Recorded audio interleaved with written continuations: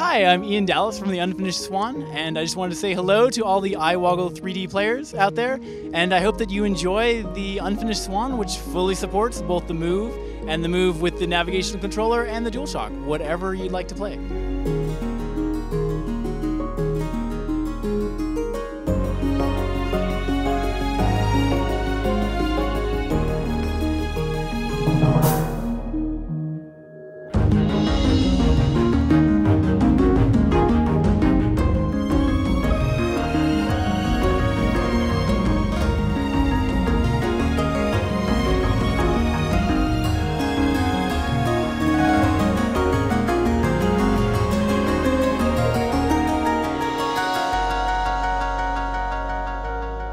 Hello everyone and welcome to my video preview of the Unfinished Swan, an upcoming Move-compatible game which I had the chance to play at GamesCom 2012. I guiltily didn't report about this game when it was announced a few months ago, so to make up for that I took this opportunity to put together the best coverage I could, along with an interview with its creator Ian Dallas from Giant Sparrow. Hope you like it, enjoy! The Unfinished Swan is a first-person painting game, and players start out the game in a completely white world, and they're throwing paintballs to discover what's around them. And the game started off as a graduate student project, and I was at the USC grad program for game design, and every week I'd come in with a new prototype, and I was interested in how people move around worlds and how they interact with spaces. And one of the weeks it was this white world and you're throwing paint in it, and Sony saw that demo and was interested in doing a game about it. And so yeah, we were able to work out a contract, and 3 years later here we are with a game.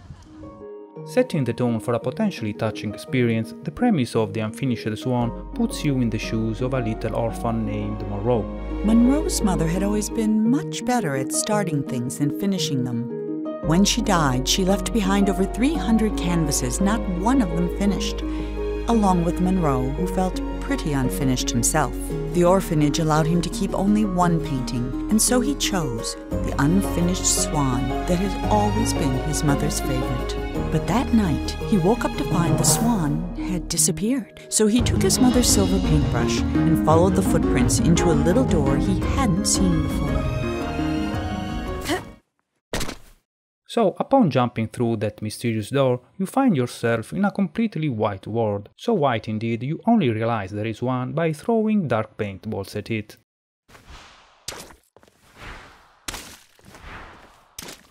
You do also realize that this world is pretty much alive and possibly even dangerous. While not as punishing as in Dark Souls, death in the Unfinished Swan awaits those taking leaps of faith into the whiteness. Because of this, painting your way through the surreal landscape of the Unfinished Swan comes with a fascinating sense of wonder mixed with fear, the limited awareness of your surroundings turning the discovery of even the most mundane object or structure into a genuine revelation, your starving senses picking up every bit of noise or a physical reaction to help your imagination see what your eyes can't.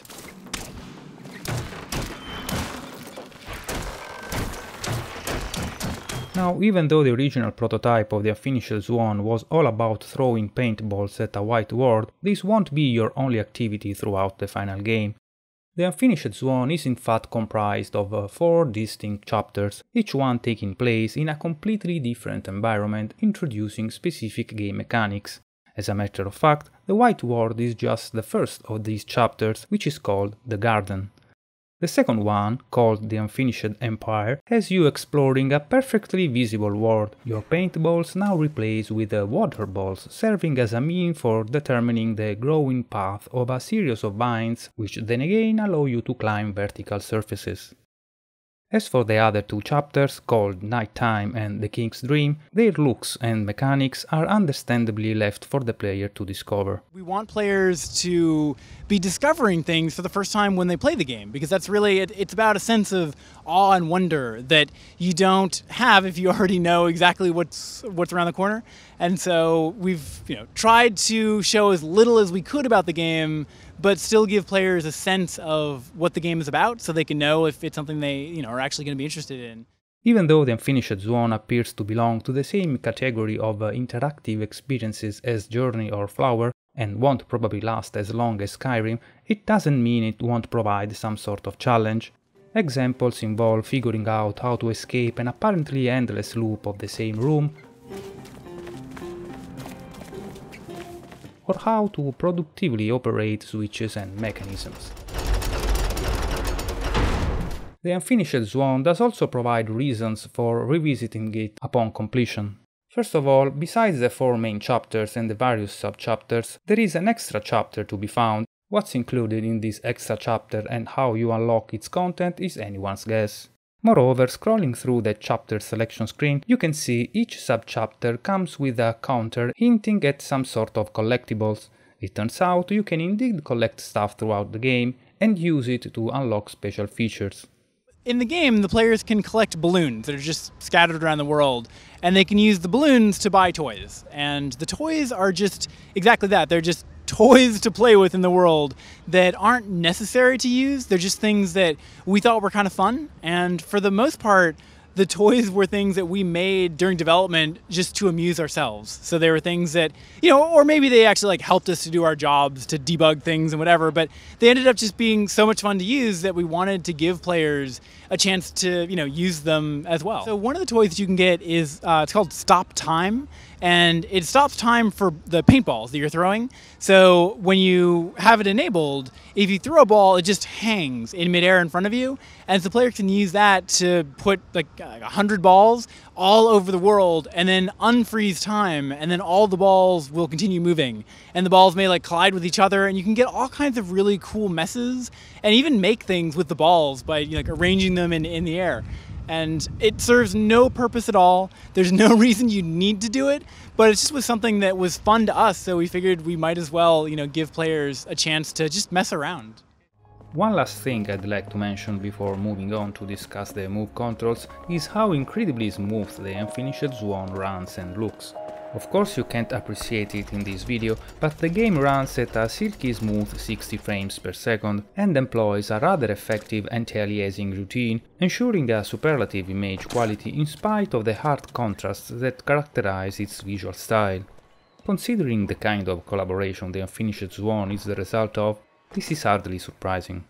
Sony has what's called an incubation deal with us, where in addition to funding, they also give us an office space, and they give us equipment, and they have people from the God of War team actually that will come by every week and check up on us and give us, tips on how to get the most out of the PS3 and that sort of thing. So it's a traditional publisher, relationship where we're a separate company and Sony is funding the game, but they also go kind of above and beyond, and they, they understand that we've never made a game before, and because Sony's interested in having voices that, you don't usually see in video games, people that might not get a chance to make these games, they kind of go the extra mile and give us the help that we need. Okay, now let me tell you about the move controls.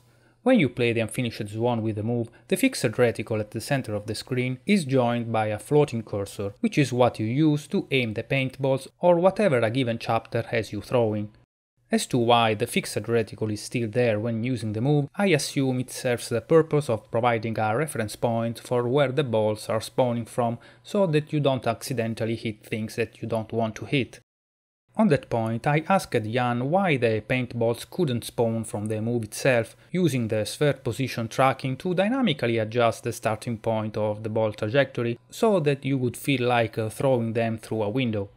I was told that with such solution, depending on where the ball starts in the real world, you might hit things that you don't actually want to hit.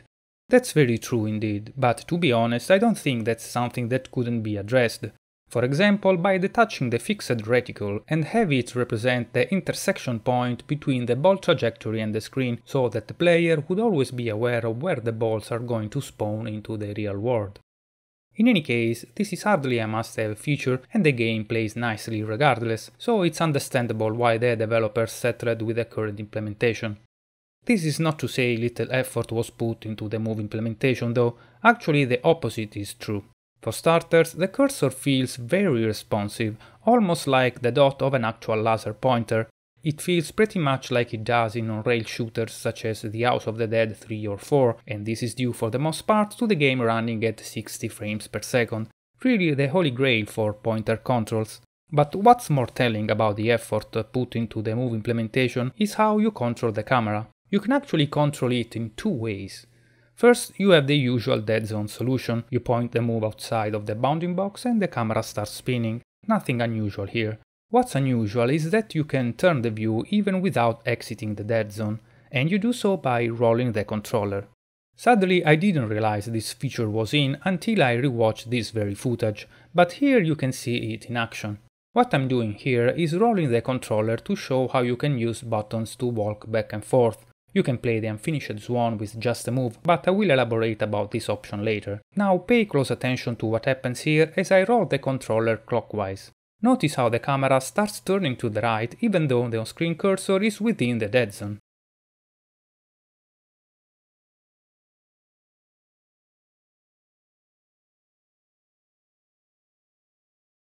As a further proof of the existence of this roll to turn feature, take a look at the Move Controls option screen here, which shows two different turn speed sliders, the second one relating to the roll to turn feature. Sadly, when I saw this option during my playtest, I simply assumed it related to some gameplay mechanics unavailable in the demo, so I didn't think about rolling the move to turn the camera, but I'm pretty sure that's what this option refers to.